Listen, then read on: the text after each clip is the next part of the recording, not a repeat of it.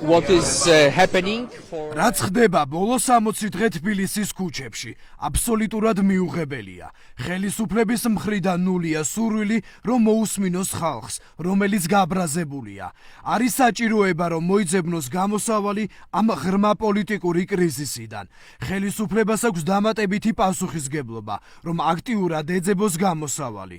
მიმდინარე დანაშაულებები, ძალადობა, ძალის არაპროპორციული გამოყენება, მართლმსაჯულების სისტემაში ნდობის ჩამოშლა და ქალბატონი მზიას შემთხვევა სრულიად აღმაშფოთებელია. წინასწარი დაკავება და სისხლის სამართლებრივი ბრალდებები შუახნის ქალბატონისთვის. იმედი მაქვს, ეს ყველაფერი მალე დასრულდება.